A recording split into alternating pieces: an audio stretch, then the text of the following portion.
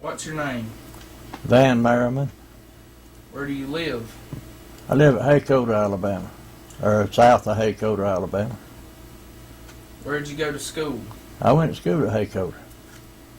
Where's Haycoder located? Haycoder is located about halfway between Sampson and Florala on Highway 54. It's a little old bitty community up there. When I went to school there was 2 grocery stores and a post office and a schoolhouse and a church. That's all there was. Now there ain't nothing. Well, how old were you when you started school at Haycoder? I just turned 7 years old. I was born in 39 and I started school in 46. And I 7 years old in August, so school started in September, so I was 6 years old, 7 years old. Well, how did you get to school? Well, we had a school bus come by. It was an old, I'm not sure about the year model, but it was summers around a 38 or 39 Chevrolet school bus that come by going to school. And we didn't live but about 5 miles from the schoolhouse, but coming home in the evenings, the round and about way we had to go, about 30 miles, I had to ride that school bus. So a lot of times I'd get up early and I'd walk to school. And then there's a man lived across the road from the schoolhouse named Ray Davis. Had a big old barn out there. And I went over there and asked him about me putting my horse in that barn. And me and him got out there and built us a stall. And I got to ride my horse to school. So I could leave after the school bus left and still beat the school bus there, you know, and then be home pretty soon after school was out and go to the field and go to work, because Daddy was expecting us in the field when we got home.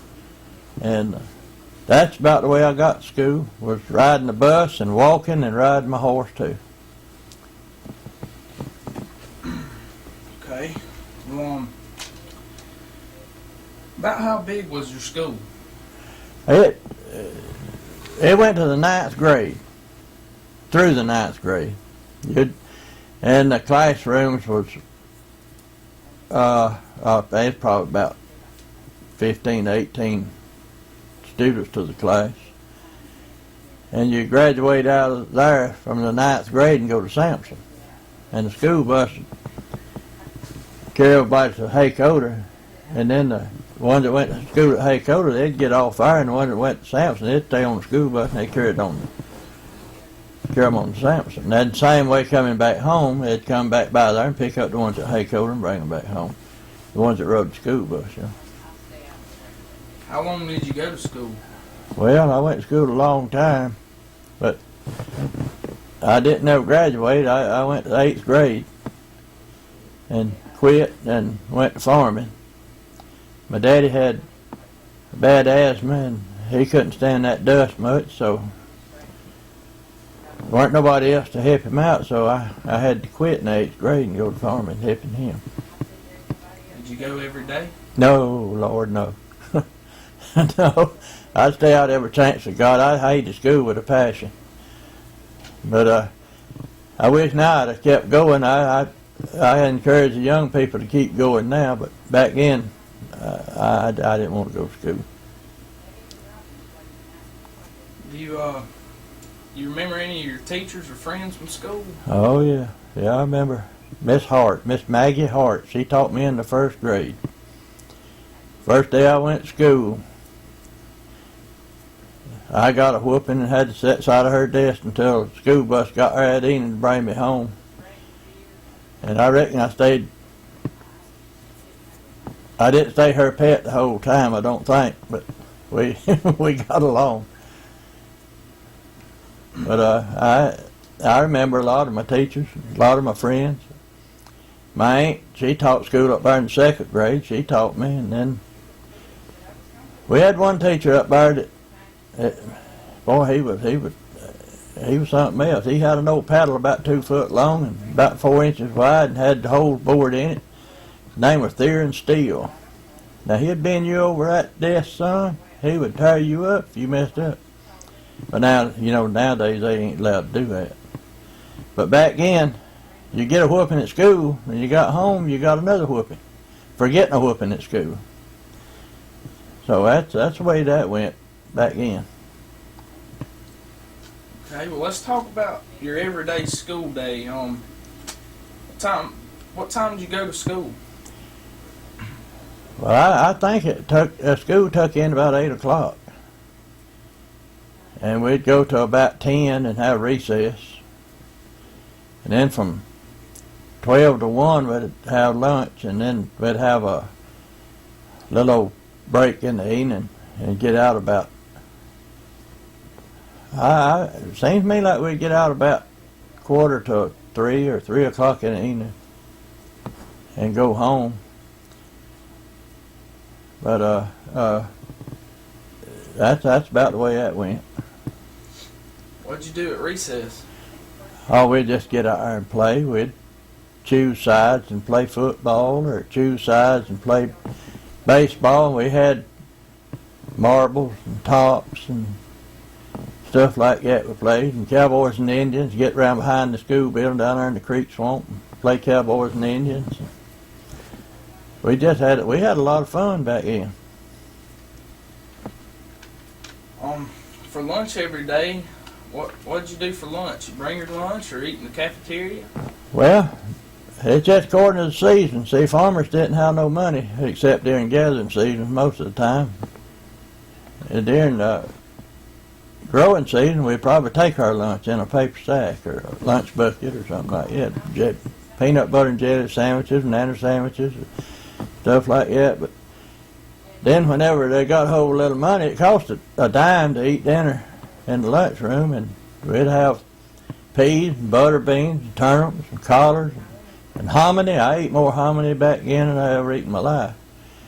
But what they'd do back then, they would buy their vegetables from the farmers around, and the cooks, they'd sit in there and sell the peas, and wash the turnips and collards and things like that. And the stoves was fired up out of coal. We had a kindling pile, a lighted pile out there. Some of us boys would be selected in the evenings to cut up a bunch of splinters and get it cold in there and clean the ashes out of the stove and all, so they could build a fire the next morning. And the cooks, they'd always leave us a piece of pie or cake in there, in the refrigerator. The ones that got the coal and splinters in there to build a fire with. We had a good time, but like I say, I didn't like to go to school. Well, I know during the summers it was real hot and winters it was real cold. How'd you stay warm in the winter and cool in the summer? Well, in the wintertime, we had a big old heater sitting in the corner of each one of the rooms. Each room had a chimney. The chimneys all through that schoolhouse. It was kind of like Lockhart School. Looked like kind of like Lockhart School. And heaters would burn cold, and it'd warm that room up.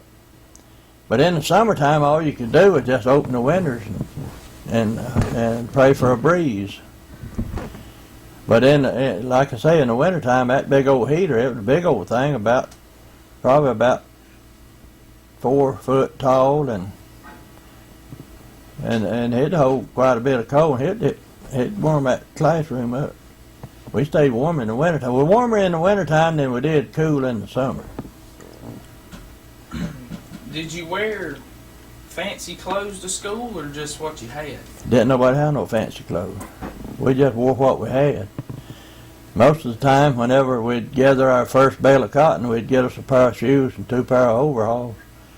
And that's what we'd wear during the winter. And then in the summer, Mama would cut the legs out of them overalls and save that leg for patching material. We'd wear them short overalls during the summer. And we never did know what a pair of fancy clothes was. Is your school still standing present day? No, it's been tore down a long time. They back in the 60s, when everything was integrated, they moved everything to Sampson and around and about and tore all these little schools down. We didn't. Up until then, the white folks had their school and the black folks had their school, and everything was fine. And now it's just like they wanted it already. You're gonna have to get in shape. What were the subjects in school? Well, the subjects we had weren't near like they are today. We had arithmetic, spelling, geography, social studies, and English. That's about the only subjects we had in school, except in PE. You know, we had that and stuff like that. But the arithmetic, what it was just mostly fractions, add and subtract, and multiply and stuff like that. We don't have it like y'all got it today, but since then we've learned a lot, you know, about what y'all got. But that's about all it was. And just the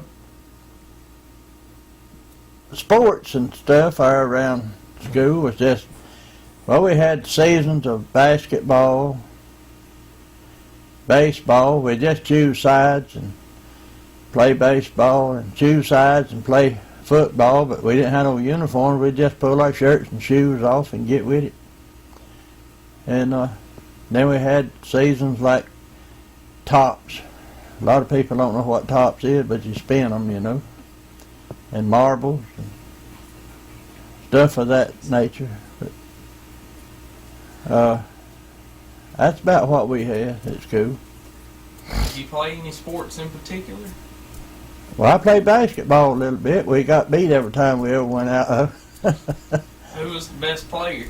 Oh, I ain't got no idea who that was. There was some of them high school boys over it, pretty good. I never was too good at it because I had to work on the farm a lot, and I didn't have time to play as much as a lot of them did. But I held my ground though.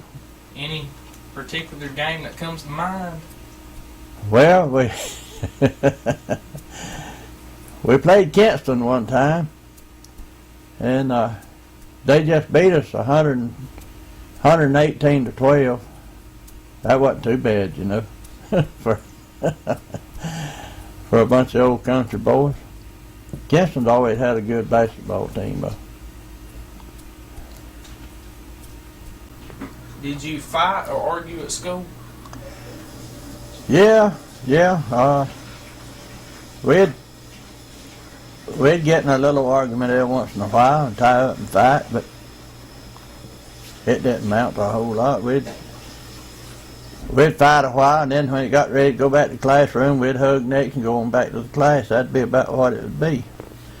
And if somebody told on us or something like that, we'd probably get a whooping in the principal's office. That'd be it. I never knowed of nobody getting suspended or nothing like that, or expelled, or whatever you call it nowadays. But I mean, it was just altogether different from what it is now. People didn't hold a grudge much. You might be mad with a fella for a couple of days, but by the third day, he'd be your best friend, maybe. And that's the way that went. You know, everybody at school had a pocket knife, and the older boys at school had them a gun rack in the truck, had a shotgun or a rifle in it. You didn't ever hear about nobody shooting nobody. And I mean, all that stuff is in the past. So that's the way it was a long time ago. Nowadays, you can't do that, and because, well, the main thing, just because things are different nowadays. And that's about the best way I can explain it. When you got in a fight, what did you fight about? Nothing, mostly. just one of us maybe might say we was bigger than the other, or could outrun the other, or some little old girl up there says she likes him better than she does me, or something other like that. We just tie up and fight, and that'd be about it. Because there was nobody mad at one another. We might be mad for a little while, but we'd get over it.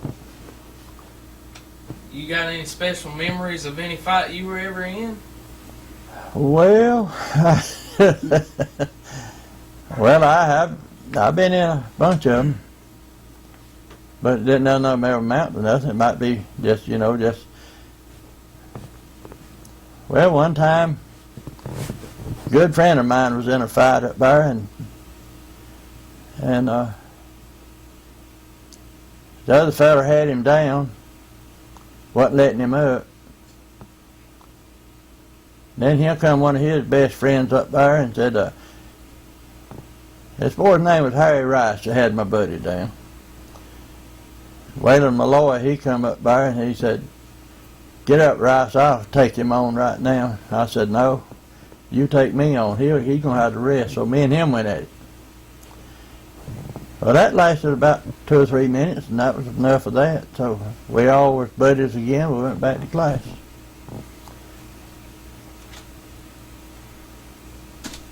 Do you have any special memories, just something that stands out of your whole career going to school? Well, Best friend. Friends, best friend? I had a friend named Gene Cassidy. He was my best friend ever since I ever been big enough to know what a friend was. When we moved down here in 1945, he was already in school. And I was too young to go to school that year, so I had to wait till the next year. Well, he passed into the 2nd grade, but me and him done got like blood brothers. And he didn't want to go to 2nd grade, me in the 1st, so he just wouldn't go to 2nd, so he just went back through the 1st again so he could be with me. And me and him went out the way for years and years, till we got on up to be, well, old enough to go in the service. We was best friends. I'm talking about blood brothers now. And what one of us done, the other done. And that was the best. That was my best friend all through school. When you were in school, everybody says today, when I grow up, I want to be this, or I want to be that, or so and so. What did you want to be when you grew up? I wanted to be a cowboy. And I become a cowboy. Whenever I got up, but I owned my first horse before I went to school. My daddy gave me a little old pinto coat when I was about 5 years old. And by the time I went to school, I was riding horses. And we had cattle and all, and I got where I could rope cows and ride bulls and stuff like that. Not big bulls, but what my daddy would buy to go in the field, we'd ride them before we unload them off in the truck. And then, when I went in the Army and come back out, I went to work in cattle ranches, and I think I've become a pretty good cowboy. I know what to do with cattle and know what to do with horses, and I just enjoyed my job. Like that. I worked cows until 1985. No, 1983. Then in 1983, I went to work out in Texas building high-rise buildings with my brother-in-laws. Then I come back here in 85 and went to work at Fort Rooker and retired from there, but all during the time I was at Fort Rooker I had cattle. And I've had cattle ever since. And I ain't ever had nobody to brag on, but I think I've become a pretty good cowboy. So I know that you got some good stories up there in your head from what you told me, where you've been, what you've done. Is there any particular stories you'd like to share with us? Well, I didn't blaze the Chisholm Trail back with John Chisholm, but I enjoyed my life. I've had some mighty good times on cattle ranches with some of my good cowboy friends, and we've been through some rough and tumble times. And we sit around sometime now, the ones of us that's still alive, and talk about them, and just get just all the enjoyment you ever seen out of it. We're all try to tell the biggest, most dangerous thing we ever done, and by the time we get through, it's a wonder we ain't all dead, because we went through some bad, rough, and tumble times. Them old cows, I took over a ranch down in Weevil Hitchcock. They had 4,700 head of brood cows, and they were some of the biggest old rough and tumble Southwest Texas bramers you ever seen. And all they had on their mind was to hook you or kick you or kill you or whatever. And we've been hooked, run over, stomped, drugged, whatever it could be thought of. But that was just a bad time. We had some good times too. And I mean, that's just all of it in a nutshell there. I enjoyed my time at cattle ranching. Okay, from your point of view, do you believe that you enjoyed the time era that you grew up in, or the time era of today, and the differences between both? No, I enjoyed the time I grew up in, because there's a lot of difference back then than it is now. Back then you were surviving. You worked hard, growed what you could on the farm. Still didn't make a whole lot of money, but you had something to eat. Now, you work hard, you still can't make no money on the farm, and it takes a lot to get something to eat nowadays. If you don't grow it, it takes a lot to get it. This is some hard times, and I would just rather think about my times growing up, because we could go down there in the garden, pick us a mess of peas, have a good dinner. Now, there's so many people in the world that don't even know where a pea comes from. That's the people's hurt. Me, I'm not hurting, because I know how to grow a pea. But there's a lot of people that don't know how to grow a pea. And it's going to get worse as it goes along. It's just,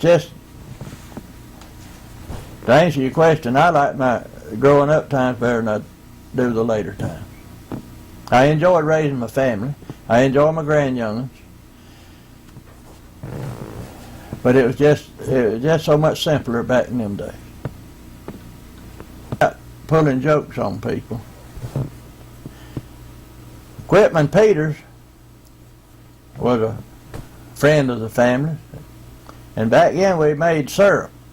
Had a cane mill and a syrup pan that cooked the syrup off and everything. And Quitman Peters was out there grinding cane. Had a mule hooked to the cane mill. He was going round and round, and Quitman was feeding the cane mill, grinding, making the juice. Well, it come time for the school bus to come by, and my brothers and sisters, they was getting off the school bus, and Will Hudson was driving the bus. Quitman, he was a good fella, but he couldn't talk plain. So he hollered to Will, he said, "Hey, Will, get out and get you some juice." He's talking about cane juice, you know. Get out and get you a drink of cane juice. Well, Will understood what he said, but Will was full of bull, and he just wanted to say it again. He said, what'd you say, Quitman? He said, I said, get out and get you some juice. He said, what'd you say, Quitman? He said, I said, go to hell, damn you.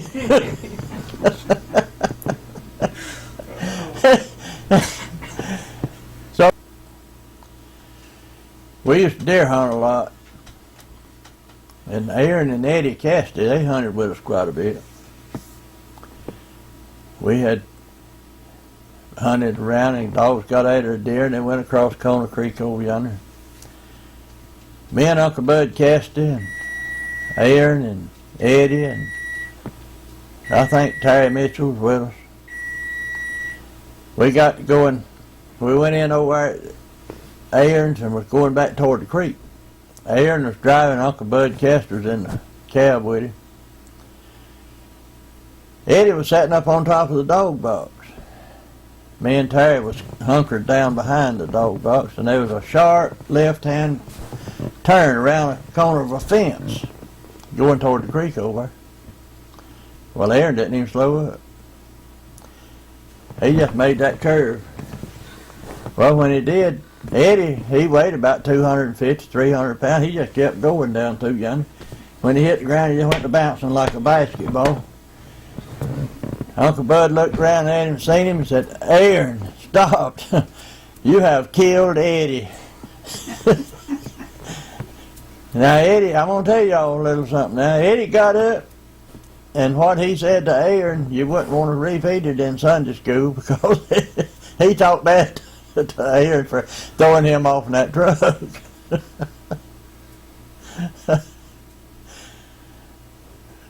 But we had a lot of fun back in them days. Okay, could you please state your name, age, and where you live? I'm Joe Bondurant. I'm 57 years old, and I live in Laurel Hill, Florida.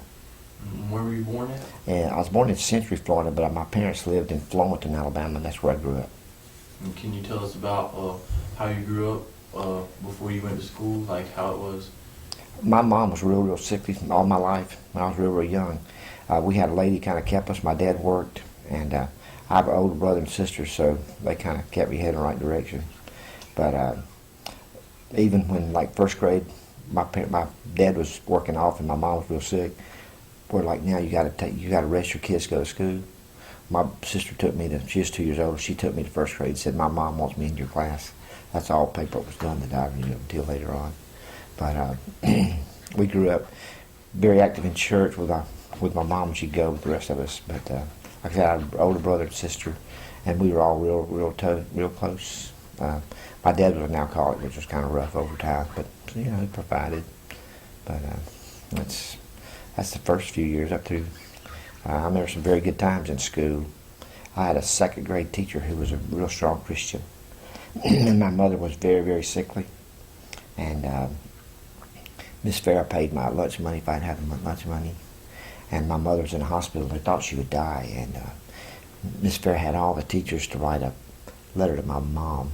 They made the envelopes and all, and all of them were saying, like, I guess 28 kids, something like that, except mine was to Mom, and I had a first cousin who wrote my dear Aunt Geohagan, and we took him to her. That was kind of a cool thing in school as a youngster.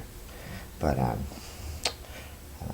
anyway, I went all school Florenton except 1 year through high school. So how did you get to school when you started? When we started, we lived only 2 blocks from school. And then as we got about 5th grade, my parents bought a home out in the country, and we rode the bus until about 10th grade. And my mom and I moved back to town. And by then, my brother and sister were gone, so we moved to town close to school, close to where she worked. How were the classes split up? Like, you hear about, like, there being, like, all grades in one class, or? No, it's just like here, except for back then you divided. We had to, like, let's say 7th grade, you had 7A and 7B.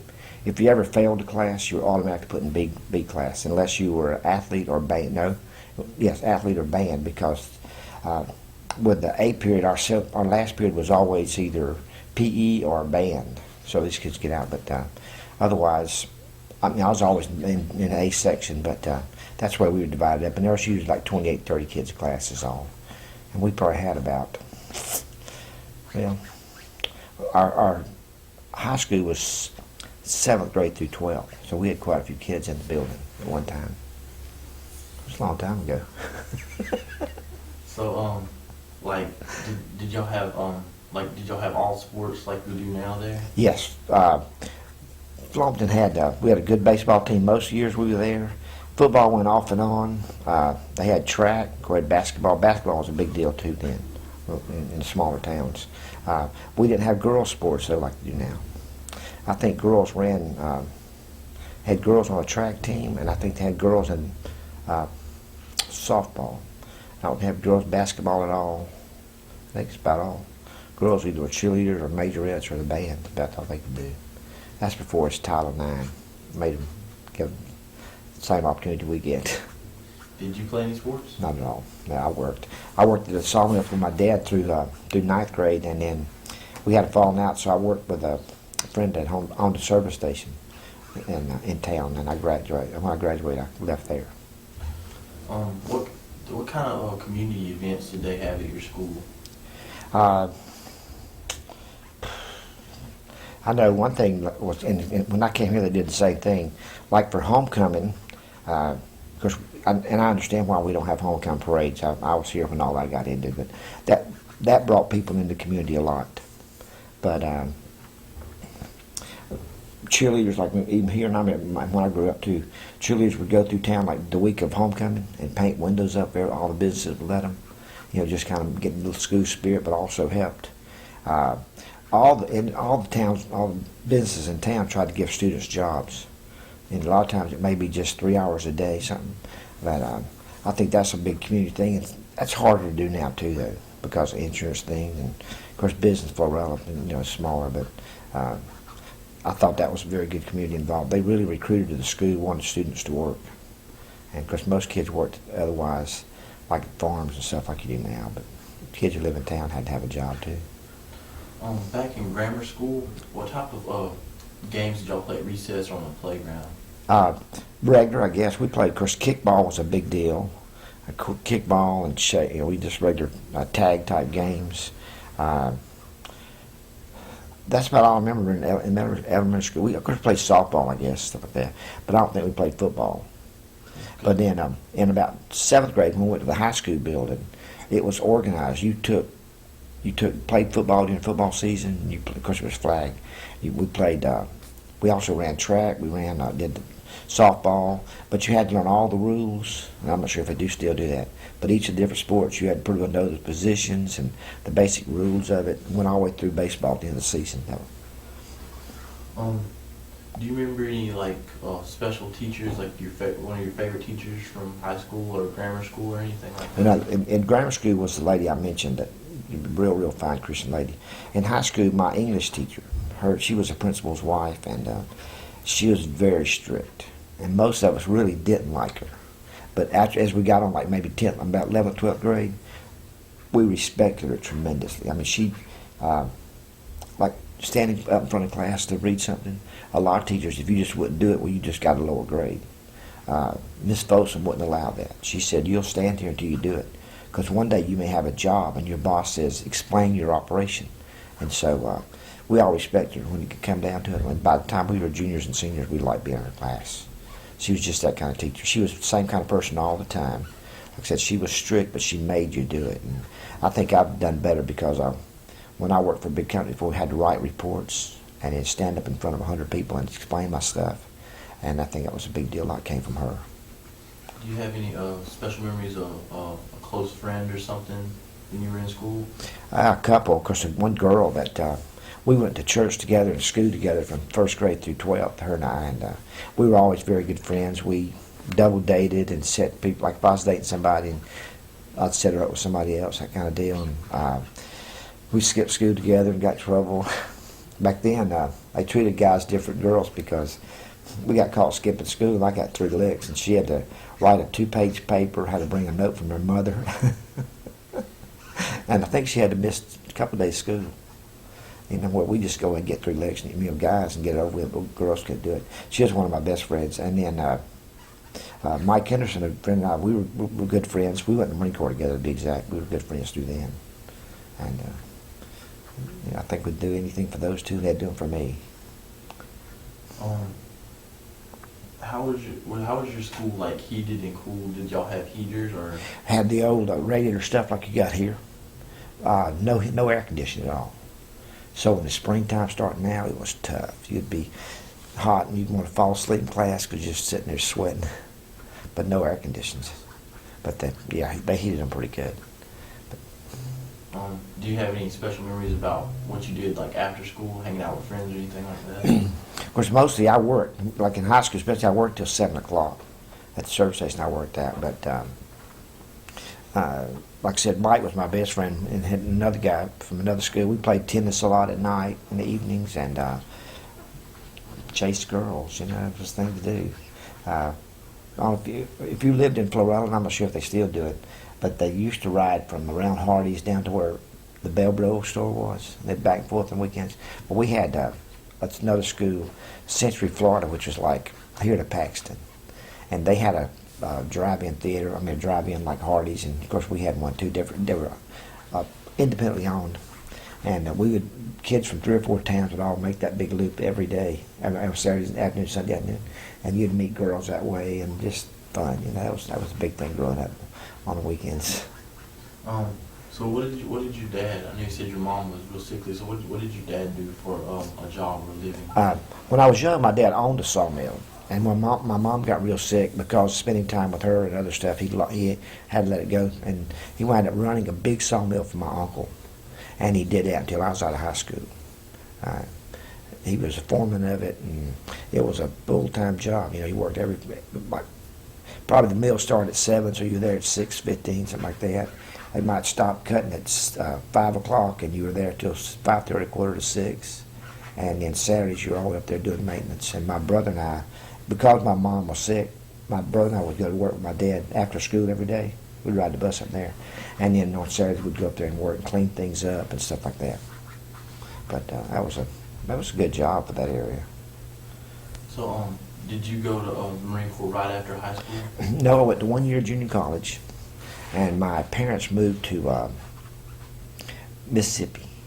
In the summer, after my first year at the junior college at Bruton, I went out there going to go to school, and out-of-state fees were too much. So I just started working. And of course, in 69, 70, the draft was in, so I started to get drafted, so I joined the Marine Corps. Can you elaborate on how life was in the Marine Corps from starting at basic till after you got out? I'll tell you, of course, you're going to do this, but the big thing is when you leave here the very first day, the first couple of days, you probably won't get any sleep. When we flew from Jackson, Mississippi to Charleston, South Carolina, and we were there probably at 7 or 8 o'clock, and they picked us up at midnight. So you were standing around waiting. Of course, they were in a special area, a bunch of military people waiting. So they came in. They were very nice. Oh, yeah, this is what's going to happen, you guys. They got us all on the bus and drove us to Paris Island, which was like a 2-hour drive, middle of the night, no sleep. And we get there, then when you pretty well know you're in trouble when you get there, and there's probably 10 or 15 drill instructors all screaming at everybody, get off the bus, and calling you names. And the first few days, you don't get much sleep. You get your hair cut, your new outfit, and just basic orientation, but it's real fast. And you're doing a lot, but you stay up late, get up early, yelled at a lot. But then you get into basic boot camp, and it's very physical. You run 3 miles a day right off the bat. You're required to do so many push-ups, so many set-ups. You do a tremendous amount of military stuff as far as cleaning your stuff, shining your shoes, taking care of your stuff. You have a lot of classes in military etiquette, military justice, basic Marine Corps, stuff like that. And a lot of that stuff depends on when you take those tests, depends on what kind of job you're going to get. Like I went into aviation ordnance, and I know you're going into avionics. You still may, these tests still may decide what aircraft you work on. Because you may work on a P-3 or something that has a radar and a little bit of stuff, but it's not as technical as a F-18 or something of that nature. So these tests do a lot, but then all that's in the tests you take during boot camp. Did you have any? Was there any like funny things or any special little memories you remember about basic with you and one of your friends or something like that? Well, one of the guys, I can't remember, you need to tell your girlfriend and your mom don't send anything embarrassing. One guy's girlfriend sent him, or maybe his mom, sent him some, we had to wear boxer shorts. It was called Marine Corps skivvies. But sent him some boxer shorts with hearts all over it. So he had to parade around for 2 or 3 nights. Every night when we got pulled in bed, he had to put those on and parade in front of 60 guys. Just embarrassing. And that was funny. And our drill instructor looked like Lee Marvin, if you remember who Lee Marvin is. He's an older actor, but he looked like him and acted like him. He was real tough. We weren't allowed to have any soft drinks during boot camp at all. But on Christmas, we were there for Christmas, so Christmas Day, he brought everybody 2 Cokes apiece. We thought we were in hog heaven. But one thing, and it was kind of fun too, is if somebody got like a big box of cookies, well, they had to share it. So we'd all get, whatever somebody else got, we always got some of it. But it was fun. It was interesting. The best part of boot camp to me was probably when you fight with the pugil sticks. You know what I'm talking about? One guy would have a glove on that's like a big rock in his hand, and the other guy's got a gun and a stick, but it's a simulated gun, and he cannot let go of that, and you can't let go of your rock. And of course, the bayonet end is soft and all, but the idea is me and you're even this close. As soon as they say go, the first, I like the idea with the rock, because if you ever get your arm around the guy's rifle, no matter how big he is, all you do is slap him upside the head with a rock 2 or 3 times and you win. That was fun, and because I liked all of it, the good climbing on the ropes over the water, sliding it down. Because I'm like you, real good, pretty good shape. I didn't have a problem, but you'd watch these guys that were real tall or overweight. They don't do pull-ups very well, chin-ups, and they don't climb ropes. They'd fall in the water. And we were in there in December, January, and it was fun. Yeah. And they said that the gas chamber is pretty bad. How was it? It's the worst thing you've ever done. Now, police officers do the same thing.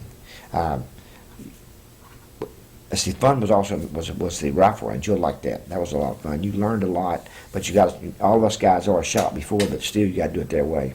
But when we got to the gas chamber, they tell you about it, and they're real serious. When you go in, you have your mask all on, and they put the gas in the stuff, and you're lined around a room about half this big, and they ask you questions, and you can kind of answer through your mask.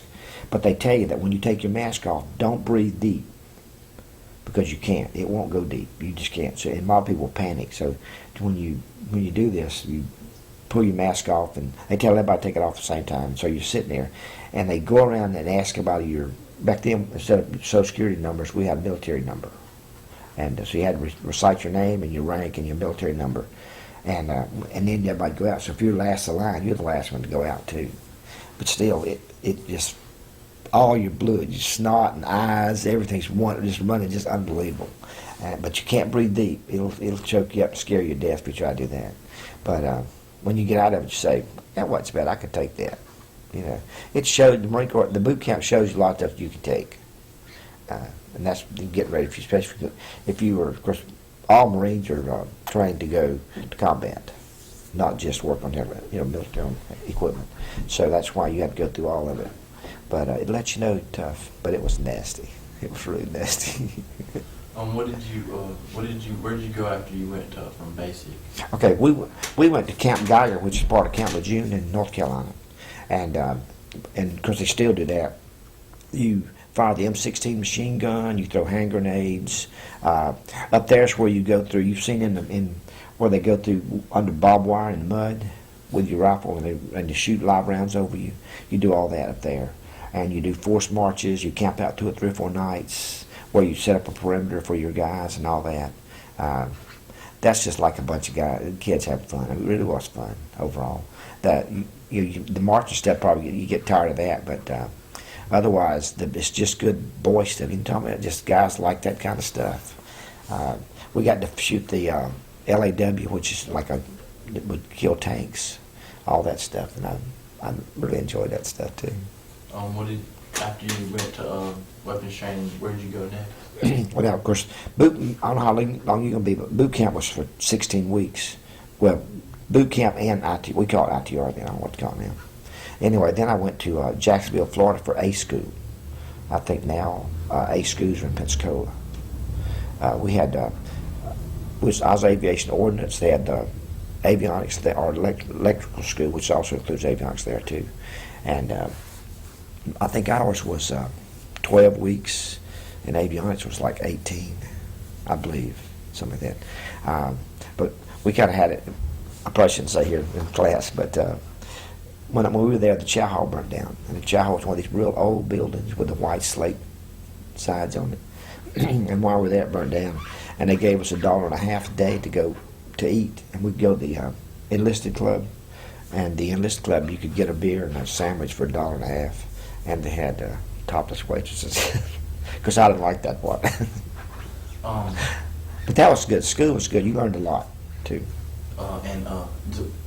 Correct me if I'm mistaken, but the civil rights movement was going on during this time, wasn't it? Around. No, pretty well over. It was over by the or right. was there any like big things happening in the world while you were going through your schools that? In high school, of course, the latter part of high school, the civil rights movement, and when I was a senior in high school, Flompton got their first Afro-American. And, of course, like I said, the school was 7 through 12. We had one black teacher and one black girl in 8th grade. She was very pleasant. The teacher was very good, but all of us felt sorry for this young girl. You know, when the federal government did this, why didn't they put 50? You know, why didn't they integrate us all? Why did they make this one little girl come to a school where she wasn't like us? It wasn't fair to her. I think most people in our high school, we were not upset about being integrated. My mom's dad, because he was dead by then. He was prejudiced, but my dad had grown up working around a sawmill where we were all the same. We worked for a living, you know what I'm talking about? And when they started to integrate, we all felt sorry for this young girl. It wasn't fair to her. And I think she wound up doing fine. But like I said, I only knew her that 1 year, so I left. But I'll never forget that. I think we did wrong. Federal government did wrong. There was a school close to us. And if you're familiar with Covington, with Escambia County, Flompton is 15 miles from Bruton. Well, the only black school where our whole area was Bruton. So these kids were going 15 miles, and the school was in sight of their house. You know, this wasn't right. It wasn't right. And so I think we all felt sorry for them. But after high school, while you were doing like the military thing, were there any anything like the Watergate was all that stuff Well, was happening? I went to Vietnam, and during Vietnam's when Watergate started. And of course, the only news we got then, because now you have internet and all this stuff, then you got very little. We have the Stars and Stripes, which is the military newspaper, and they never said anything bad about the Commander-in-Chief. I mean, it was, you know, he was the boss, the president's boss, and nothing was said wrong. So we knew nothing about it until we came back, and all of a sudden you start seeing Watergate, and you want to know what Watergate is. It took us a while to kind of even catch on. And but it wasn't long after then when Richard Nixon resigned. But we knew nothing of that, which was a major deal. Now, there was a lot of protests against the war still. We were never treated good. We weren't treated good before we left or when we got home. It was like, you know, who do you think you are? You know, you go over and kill people. We didn't kill. I mean, I say we did. We worked on aircraft, and the aircraft did. But we had to do what we had to do. You know, back then we got drafted, and a lot of guys didn't have a choice. But when we started to leave, I went on the USS America, and we left out of Norfolk, Virginia, and they had a protest trying to stop the carrier. And if you've ever seen an aircraft carrier, it's floating city. Well, they had probably 100 little ski boats and fishing boats blocking the harbor. Let's get sense here, you know. It's like a ant blocking a boat, you know, a car. And the carrier just kept going, and these little boats just had to part their way. What are you going to do, you know? We were just moving real slow. And the Coast Guard was out with speedboats, and they'd go around some of these smaller boats, and they'd just get them rocking so they'd almost sink. And those other people were leaving, but just to get them out of the way, just protesting. And we were going, I mean, what do we do, you know? You either go to Canada or go to jail or go to the military, so. How was life in Vietnam while you were there? Well, now I was on an aircraft carrier, and we worked 12 hours a day, 7 days a week. The longest time we were at sea was 57 days. And the only time you took a day off is like you may work from 6 a.m. to 6 p.m. for 2 weeks. And then you'd we would shut down a day, and then you'd come back the next day and work, say, from noon to midnight for 2 weeks. Just change that up. But you really weren't getting a day off. You were just kind of changing the shift. For a while, I worked on the hangar deck where we rebuilt components for the aircraft. And we also did at Fort Rucker, we still do a phase where, like, an aircraft's got 250 hours flying on it. A lot of stuff comes apart, and we redo it automatically. And we did that on the hangar deck. Well, while we were overseas, a guy re-enlisted, got his $10,000 cash bonus, and then filed for conscientious objector, which means he don't want to help kill somebody. Makes sense. But so he and I traded places. So I worked on the flight deck after that, and of course we loaded all the ordnance. But my job as a whole was when the pilots got there, we would check, get a tone on all their missiles. Like, of course, the Sparrows didn't have one, but the Sidewinder, he had a little flashlight, like a little mag light that big, with a red lens on it, and you would hold it from 50 yards on it, 50 yards, and that thing would still catch the heat of that light. I mean, it was real powerful, this thing, and we'd do that for all the pilots. And then we'd pull their safety pins before they left and hold them so they could see them. And then that hook up and that fly. When we came back, I would stand by the island as they were gone, and when they started hitting the deck, same way when they started to park, I'd make sure everything was safe. That's what I did most of my last half of my tour over there. And the places we went to the Philippines a lot, because that was a big supply point for most ships. But we went to Hong Kong and Singapore. Really nice. Did you get off the boat in Hong Kong? Yes, yeah. We got every place you had. Most military works. You work your 5 days during the week as a whole, but when you get on a Liberty port, a lot of times it's a 4-day thing. You have a day of work, your day off, a day of standby, like if there's a lot of maintenance to do. Like what we'd have to do is we'd have to go in the shop at 7 o'clock that morning on our 3rd day, and if there was work to do, we'd work. But if there wasn't, we could leave. And then on the 4th day, you were free again, and then the next day you'd work. It's just on and on that way. So give everybody a chance to go and do things. Did you have any fun memories or anything that happened in Hong Kong or wherever you went? Both places we went, I knew guys that would, in the same way when we got back, we'd go to different ports. All they'd do is go get drunk. And me and a couple guys, we rented a car at both places. When we really found a driver, and he would drive us, get somebody to drive us around and see all the different sites, and that was kind of cool. And one of the guys met a girl, and her and 2 other girls took me and 2 guys out to this remote beach, which was all just locals. And all we did was went up there and had lunch. But a big round table, and they just all kind of Oriental food. This table was full. Like I said, there were 6 of us, and I think it cost us like $5 or $6 a piece for the 3 of us to buy it all. I mean, a lot of food. That was kind of cool. But just seeing all the different areas, and I tell you, around the world, people are just like us. They want to make a living. They want their kids to do a little bit better, or they did.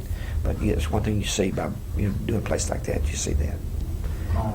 After you got back from your tour and you got out of the military a little bit, how was life different from like civilian wise to military wise? Well, now when I came back from Vietnam, I was stationed at Beaufort, South Carolina, Marine Corps Air Station, and there we worked 5 days a week. Period.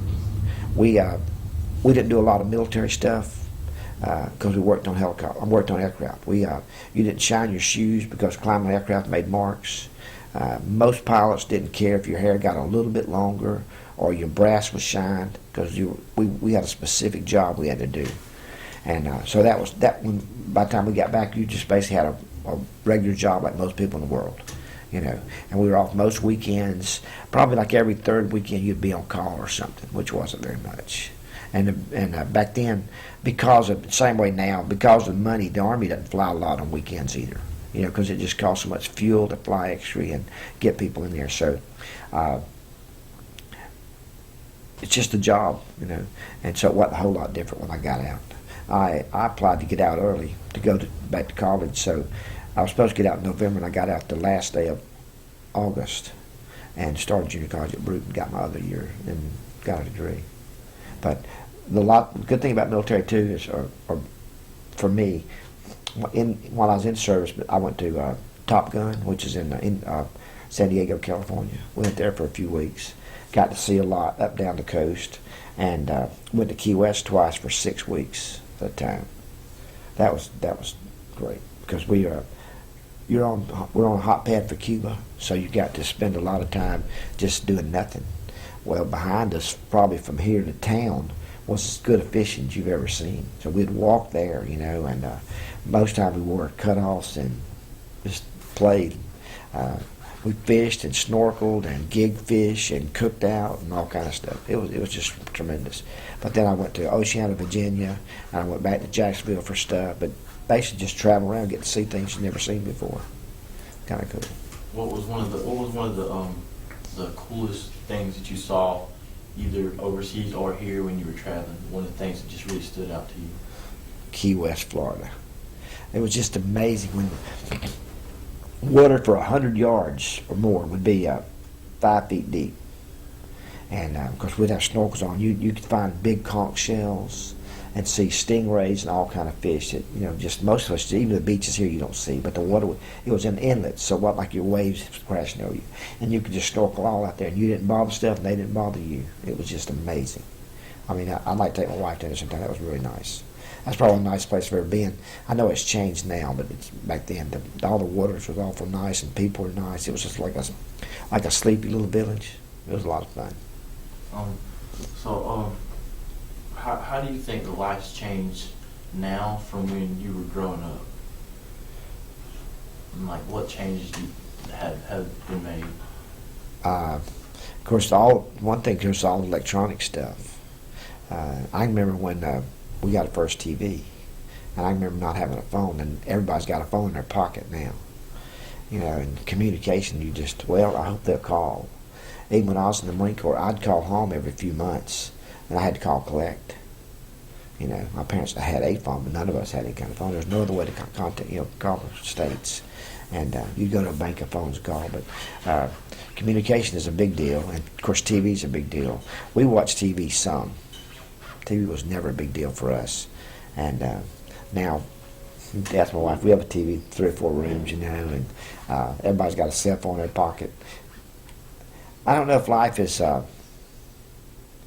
more hectic now or then, because then you work more to do everything you want. Like if you had a fireplace, you really had to chop wood. Now we have gas, and you had just a lot of different stuff, and push more instead of ride more, just stuff. Everything took longer, and didn't have fast food very much. But life was simpler back then. I think families were closer together as a whole, because you just, unless you make a point of it now to doing that. So you enjoyed life more when you were growing up than you do now? No. I tell you about, of course, being married and having children is the best thing in the world. Wait till you have a child. You just have no idea how great it is. I hope they turn out fine, but it's a big deal. Yeah. But I grew up in church as a whole, and people in church were awful good to us. Even this, we grew up, and Greg grew up here at First Baptist in Florala, that being around people that have the same Christian attitude you have and willing to help other people and have the same morals is a big deal in life. That hadn't changed. What's the proudest moment that you've done, the proudest thing that you've done in your life, or the proudest moment that's happened to you that you're proud of? Probably when Greg was born.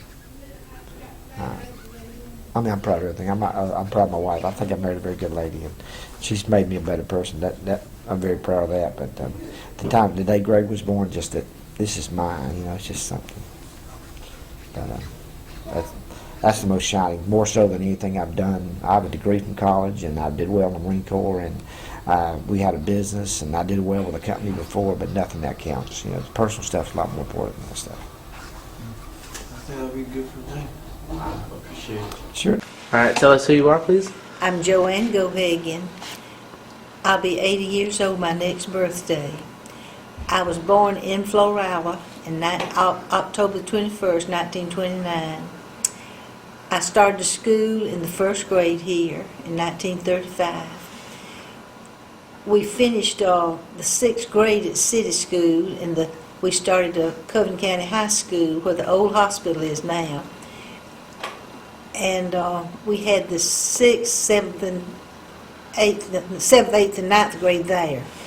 And then we had, that was junior high school, and then we had the senior high school, and we finished, I graduated in 1947 there.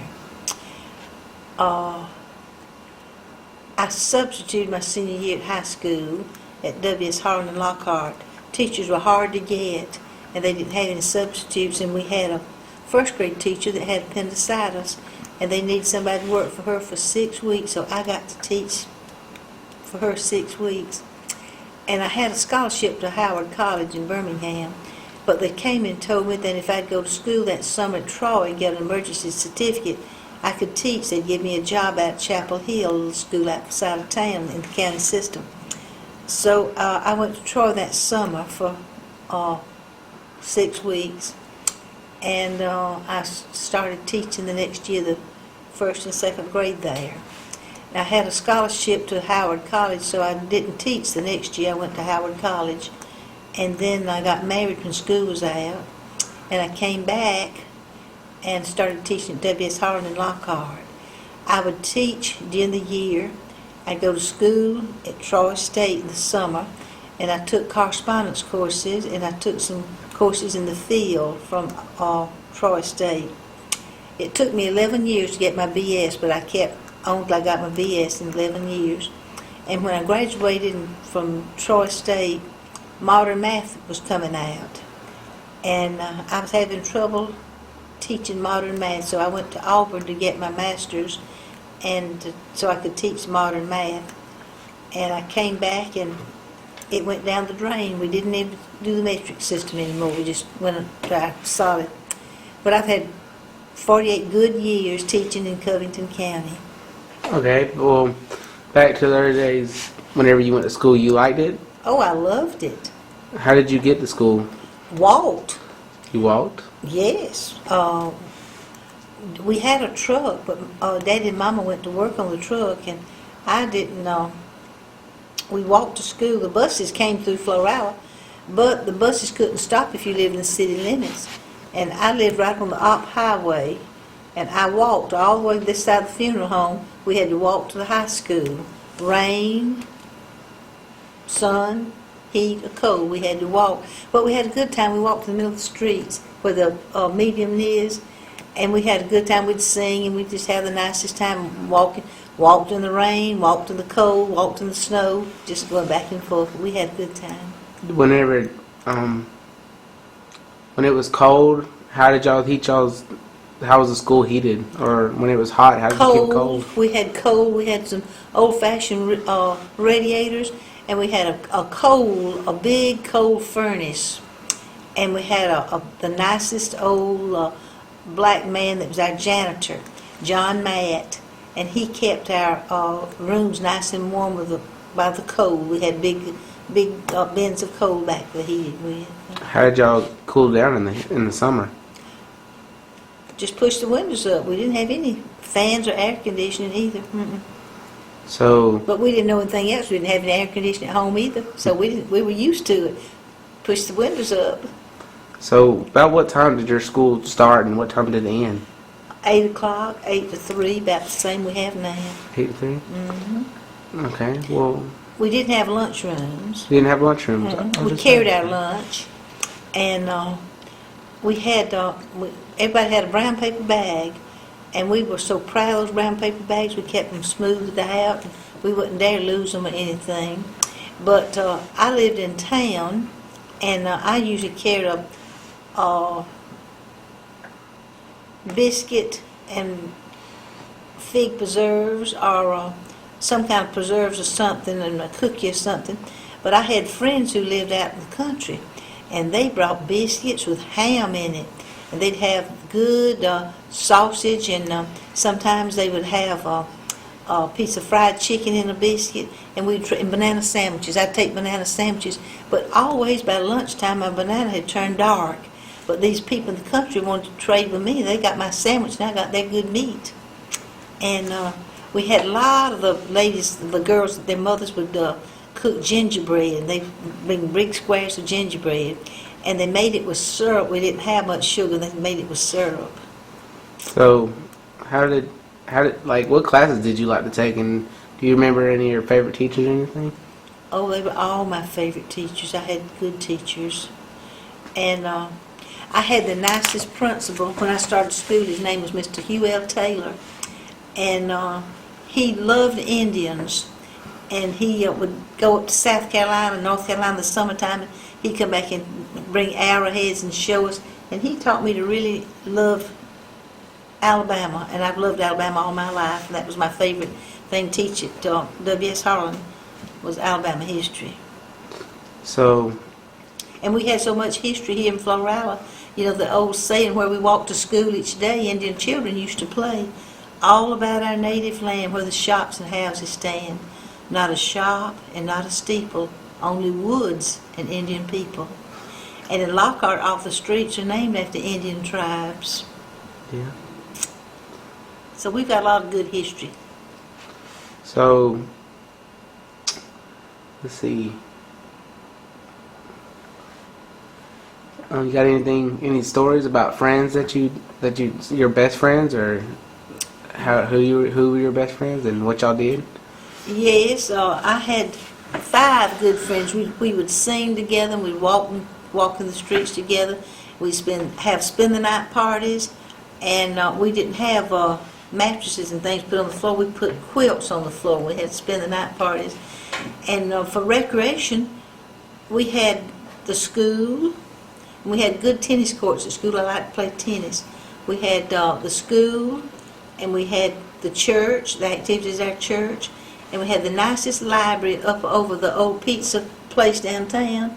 That was upstairs, and we had a library there, just one big room, and we all went every week and checked us books out. They let us check 2 books at a time, and we read 2 a week.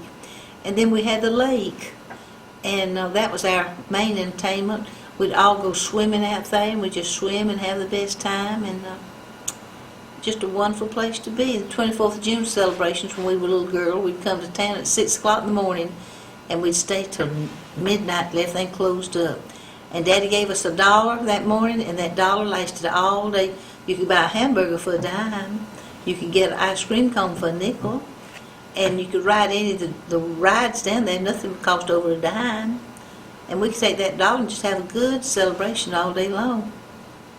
But it didn't take much to have a good time back then. So, you still were talking about tennis courts. What kind of sports did the school have? And did you have a cheerleader, or was you a cheerleader? No, I was not a cheerleader, but I went to the pep squad. I worked more with the church and with Bible schools in the summer. We had activities around the church, and I was just participating in it. So you said your old school is the hospital now in Florida? It was Covenant County High School until they built the new school here. And then when they built the new school here, they changed the name to Florala High School. Were you already graduated whenever they built the new school? Oh, yes. Long time ago. So, And we had a football team back then, and we had a baseball team and basketball team. But the girls, we played tennis more than anything else. so Ms. Geohagan, did you, as the times are now and times were back then, were they different? And did you like our time or your time, or do you like both of them as they are now? Very, very different. When I went to high school, we had our clothes were very limited. We didn't have school clothes and Sunday clothes. We just had clothes. Didn't have school shoes and Sunday schools. I had just shoes. And times were hard, but we were all happy people. And we all went to church, and we visited with neighbors and things. And we had a movie theater downtown. We called it the Picture Show. And on Saturday, you could go to the picture show for 9 cents. I never did know why 9 cents, but it was 9 cents. You get a bag of popcorn for a nickel and a Coca-Cola for a nickel. And we'd go and open up at 11 o'clock on Saturday, and we'd go spend the day. And it would run till 10 at night, and we'd spend the day in that picture show. We'd see the same thing over and over and over. But we got to visit with our friends, and we just had the best time there. We didn't have televisions. We had a radio, but we didn't play the radio. Daddy got the news, the weather news, and the local news and the national news, and then we would play it for quartet singing. But we just to say go in and play it like we played the televisions, we had to be careful because we had to pay for electricity. We didn't have much money back then, but we were happy and we were well. We weren't ever sick. If we were ever sick, Mama gave us a dose of castor oil or milk of magnesia. But we didn't go to the doctor much. You had to be real, real sick to go to the doctor. And then he'd give you a red medicine. That didn't work. Go back and he'd give you a black medicine, so one or the other would work. But we were happy and we had a good time, and just a lot of good history here that we all enjoyed. And my grandparents on mother's side lived in Lockhart. He worked at the big mill at Lockhart, and we had 2 trains that went to Lockhart every day, the Central Georgia train and the L&N. And for a dime you could ride over there and a dime ride back, but we didn't have many dimes. We'd either ride the train over there and walk back, or we'd walk over there and ride back. We just rode one way and then we'd walk back the other way. But everybody walked. We didn't have many cars, and the store stayed open late on Saturday night. Everybody was downtown to about 9 or 10 o'clock. We just visited. And on the corner, across from Cox Hardware, that big building on the corner, was a big Florala fair. He had a big meat market there. He sold vegetables, bought the vegetables from the farmers. He bought everything from the farmers. He could the eggs he bought from farmers and the milk and whatever. And they had cheese in big boxes, and they had crackers in a barrel. And you could get a dime's worth of cheese and a dime's worth of crackers, and it was enough for 2 or 3 of us to eat. We just sat we'd sit on the square, on the steps, on those high steps over there by the bank, and we just had the best time eating cheese and crackers, and we were just as happy with it. We didn't have any money, but we were happy. What's one of your fondest memories of your childhood? One of my fondest memories, Mr. Charlie Matthews, Sarah Goosby's granddaddy, had a store on the corner where you know where the Christian Life Service Center is? On this side, he had a store, and everybody wanted a job, but there wasn't many jobs to have, and so we traded down there. Mama got paid by the week, and Daddy got paid by the month, and we'd charge our groceries, and at the end of the month, they'd go pay for them. If we had medicine, we'd go up to the Florala pharmacy and charge, and then we'd pay at the end of the month. And so one day we were in there, and Mr. Charlie said, talking to Daddy, said, Mr. Welch, I'm going to have some help. I need somebody to help me on Saturdays from now on. And I said, oh, I'd be glad to work. I was about 11 years old. And I said, I'd be glad to work. So I went to work, made $1 a day, and I thought I was so rich. I got to sweep the floor, and they had pretty apples and oranges and fruit, and I get to straighten up all that. And that was one of my happiest memories. And the church, and we went to church all the time. And all my activities was around the church. So, how was money made? What did your dad do, and what did your mom do? My mama worked the factory. They had just opened the factory. She went to work at 7:30 in the morning and worked at 5:30 in the afternoon. She worked all 6 days a week, and I think she made something like 15 cents an hour, 15 or 20 cents an hour. My daddy was in charge of the armory here. We didn't have an armory hall at that time. We had a big stable back where the factories are built, down by the railroad track, and they had horses. And Dad rode a horse home every day at lunch. They had an old horse named Bessie, and we get to ride Bessie. And up on the Op Highway is a spring. It's still up there, big round pipe on the right-hand side, and we'd ride the horse up there and get some water at lunchtime. That's one of my happiest memories there.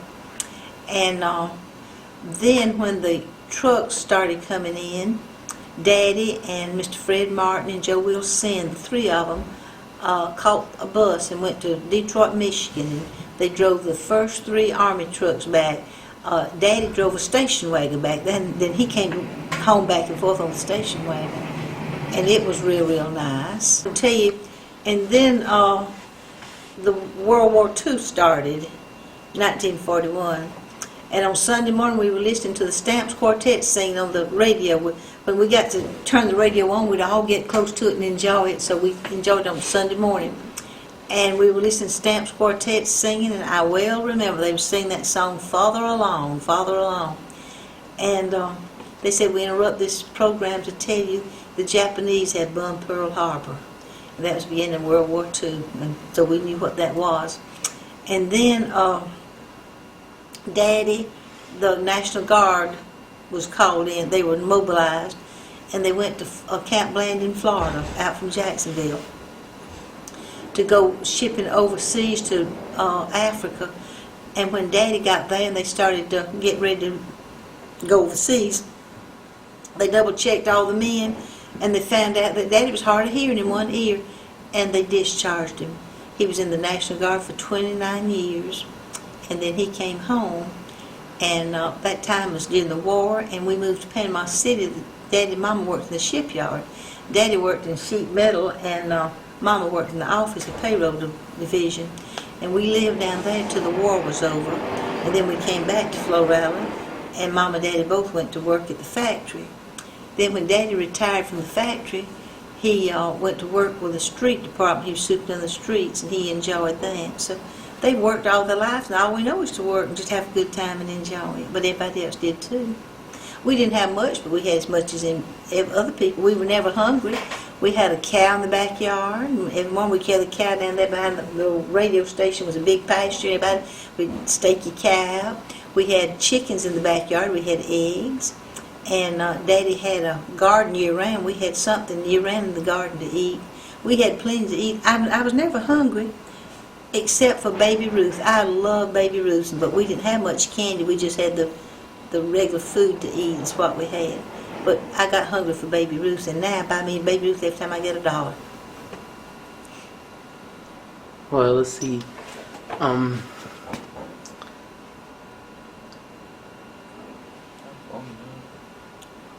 Well, thank you for your time, Ms. Geohagan. Oh, I've enjoyed it. Yeah.